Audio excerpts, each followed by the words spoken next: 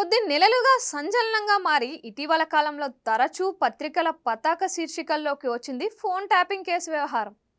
కొన్ని రాజకీయ పార్టీలు, కొందరు రాజకీయ ప్రముఖులే లక్ష్యంగా వారిని దెబ్బతీయటమే ప్రధాన టాస్క్గా నిర్వహించిన ఫోన్ ట్యాపింగ్ పాపం బద్దలైంది. రోజు రోజుకి ఈ కేసు పరిధి పెరుగుతోంది.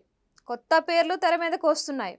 ఈ వ్యవహారంలో మొదటి నుంచి వినిపిస్తున్న రిటైర్డ్ ఐజీ ప్రభాకర్ రావు పేరు ఇప్పుడు కన్ఫర్మ్ కావటమే కాదు, ఆయన చుట్టూనే ట్యాపింగ్ వ్యవహారం నడిచిందన్న వాదనకు బలం చేకూరే పరిణామాలు చోటు చేసుకుంటున్నాయి. గత వారం అదుపులోకి తీసుకున్న హైదరాబాద్ టాస్క్ ఫోర్స్ డీసీపీగా, ఓఎస్డీగా పనిచేసిన రాధాకిషన్ రావు విచారణలో సంచలనాంశాలు వెలుగు చూశాయి. ఈ కేసులో ఇప్పటి వరకు అరెస్ట్ అయిన వారిలో రాధాకిషన్ రావు కీలక బాధ్యతలు నిర్వహించిన పోలీస్ అధికారి.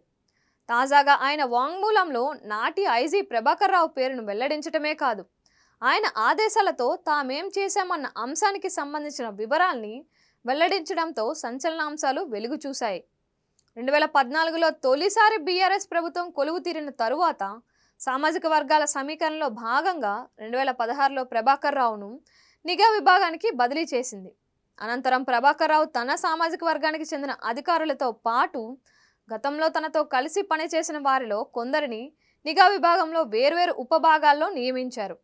ప్రభాకర్ రావు సూచనల మేరకు హైదరాబాద్ నగరంలో రాజకీయంగా ఇతరత్రా పట్టు సాధించేందుకు బీఆర్ఎస్ అధినాయకత్వం 2017లో టాస్క్ ఫోర్స్ డీసీపీగా తనకు అవకాశాన్ని ఇచ్చినట్లుగా రాధాకిషన్ రావు స్వయంగా ఒప్పుకోవటం గమనార్హం. తన సూచనతోనే గట్టుమలను పశ్చిమ మండలం టాస్క్ ఫోర్స్ సిఐగా ప్రభుత్వం నియమించిన విషయాన్ని కన్ఫర్మ్ చేశారు.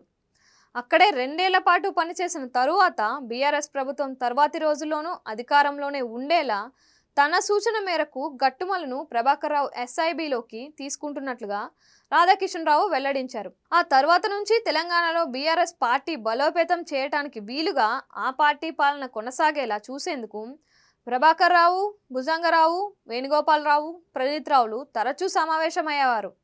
తమ అనధికార కార్యకలాపాలు బయటకు పొక్కకుండా ఉండేందుకు వాట్సాప్, సిగ్నల్, స్నాప్చాట్ లాంటి సోషల్ మీడియా మాధ్యమాల ద్వారా మాట్లాడుకోవాలని నిర్ణయించుకున్న విషయాన్ని రాధాకిషన్ రావు తన విచారణలో అంగీకరించారు.